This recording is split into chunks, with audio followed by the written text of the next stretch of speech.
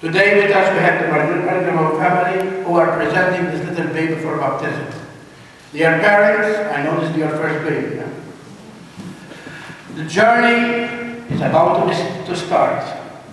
Right now, everything is beautiful. You are fulfilled because you are a mother. You are fulfilled because you are a father. But remember that this gift that God has given you is a great responsibility. And that's why you came to the church and you asked for baptism. And baptism means that you are living what you are going to pass to Charles Matthew. And if you are really sincere about this, that living what you are passing to this young child today, he does not know what's going on, you will be a great example for him.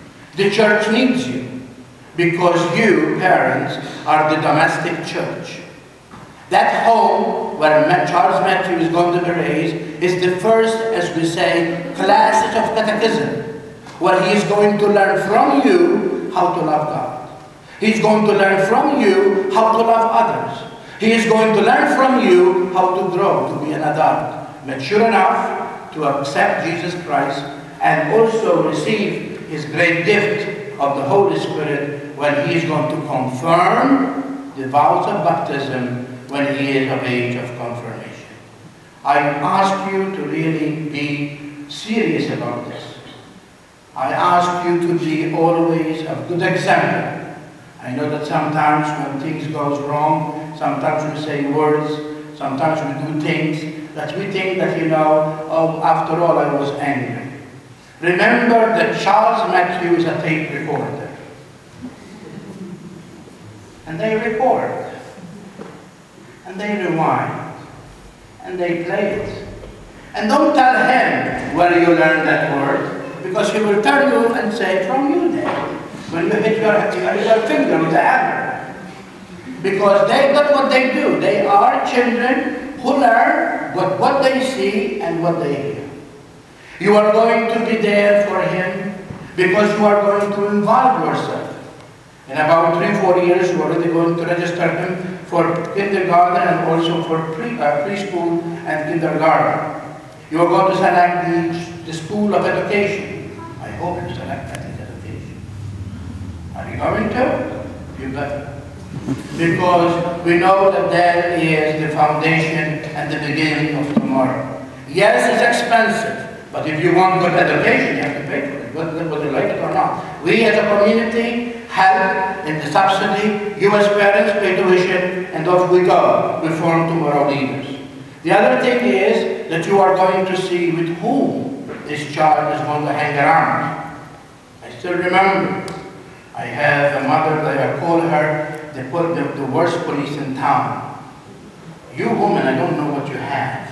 You have something that you know us before we even do it, the thing.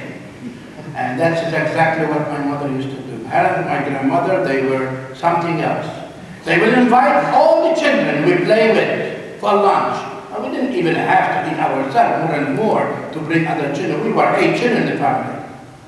And then she would go in the other room after she put the lunch out. And she would put her ear to the wall of the other room and she hear all the conversation going on. And then after our friends leave, she will tell us, if you hang around with that boy, I break your legs. And you know what? They need it. But that's what you need to do. If you know that somebody is not building what you intend to build tomorrow, don't allow somebody to destroy what you have worked so hard to build. And that's why you need to involve yourself in PTA or PTO. That's why you need to involve yourself in sports. But remember that Sunday Mass. Remember that Sunday Mass. These eyes of mine, sometimes I want to get blind because I don't see too much on Sunday morning. It's very important that you have to understand that this oracle and that oracle is the foundation of our lives. The proclamation of the word, from which the message is being given to us, nourished by the Eucharist, we go out to live a life that sometimes, as Jesus said, is a life of darkness. But if we are light, we are not going to be afraid, because we are one candle among all others who have no light to bring that light in the world. I pray for you. I challenge you. I ask you to pray at home. Make sure to teach him those prayers. Make sure you bring God's presence in your family. I hope you have a cross or an image of the Blessed Mother in your home. If you don't, ask me, I will give you. I have plenty of them. Because where she is, and when God is present, lots of blessings will be given to you. Make sure that you love each other and express that love in front of this young boy. So when he grows up and he looks up to married life, he knows what kind of married life is all about. Because we don't give what we don't receive. I ask God's blessing upon you. I hope that this sponsor that you select today, I think they are very rich people. Sure, but they're rich. If you are rich, the church needs some money too.